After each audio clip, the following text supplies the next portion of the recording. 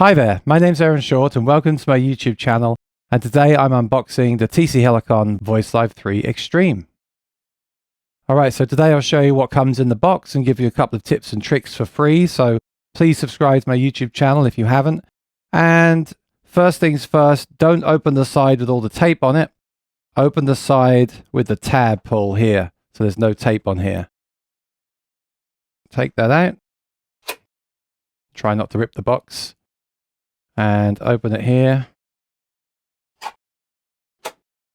Okay, first thing you'll see at the very top is your power supply. Right there. It's in this box, so you can take it out of that box.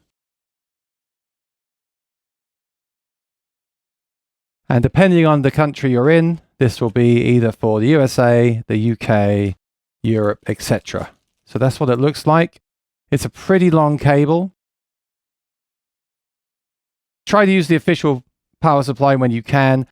My first tip is always turn the pedal on from the power button on and then off before you unplug it. I would not use a pedal board power supply that will shut it straight off. You want to make sure it's shut down correctly. I've read online that that's very important to do so. So that's the power supply in there. You take out this here, it's empty. And now the manual is here. First of all, the user guide, quick start guide. My second tip, read this user guide 5 times. I don't believe this is a hard system to use at all, but you need to read this several times and then play around with the pedal and then start asking questions, because you just got to get into the mindset of how this is laid out. So definitely don't throw that away.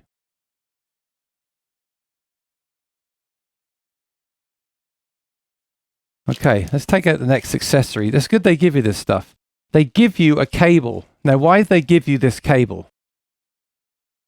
Well, this is a special cable. This is a guitar cable. You can see the guitar cable in there, and the headphone cable in one. This is really cool.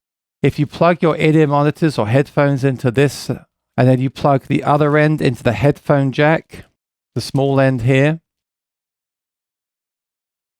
and then plug in the guitar cable as usual, you'll be able to access the in-ear monitor feature, which I've been using a lot lately. I really suggest you get some good in-ear monitors and try this out.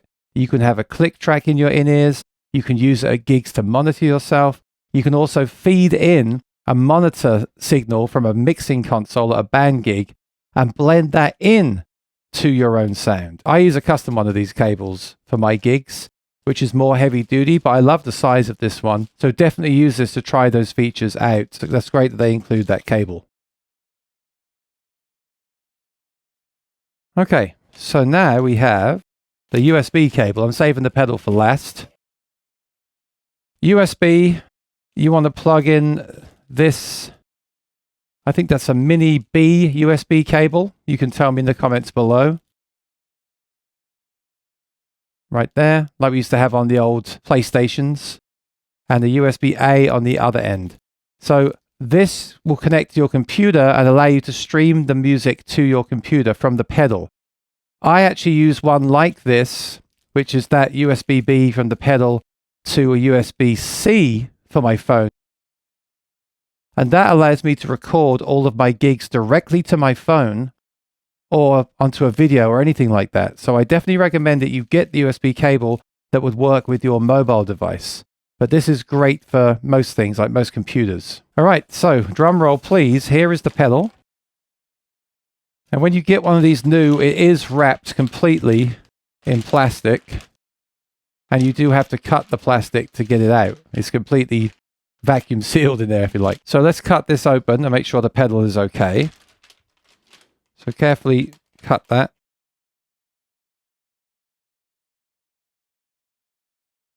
If there's a way to do this without cutting it, let me know in the comments below. I don't think there is. And then this is the pedal, a brand new VOICELIVE 3 Extreme. Very, very, very nice. So I'll give you a close-up.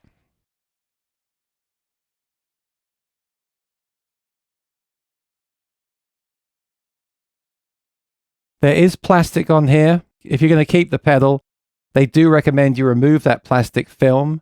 The screen will look nicer, and also if that got hot, it could melt onto the device. So I would definitely remove that if you're keeping the pedal for sure. Once you're sure you're keeping it, there's a tab here to just pull it right off. It's very satisfying. Like I said, on the back, there is a power button. So do use that. Definitely use that power button. Make sure it turns on all the way and shuts off all the way before you pull the power supply out of the back. And also note that is a 12 volt 1 amp supply. It's very powerful, so make sure if you do use something else to power that, like a battery system, do make sure it's got the right power and polarity, or you might damage the unit. Here you'll see that USB port. There's also an A port that is for a USB thumb drive to record your shows directly onto a thumb drive, or for importing backing tracks. So that's for file management, and the other one is for streaming, and that will actually work as a kind of an audio interface with your computer or phone or tablet. So all you got to do now is plug it in and turn it on, and just make sure that all the buttons are working and there's no issues. So let's do that and make sure it's working fine. So I plugged in the power cable and turning it on. There's one little tip I want to give you about this before I go. I have to use my phone for this because my DSLR doesn't pick up the screen. The screen is good, but you can see there's some kind of weirdness at the bottom. And when I look at it in the room, it looks like there's a problem with the screen. So if you feel that way, here's the answer. Go to Setup. That looks really washed out where I'm standing. You can kind of see it on the display here on the phone. Go to System.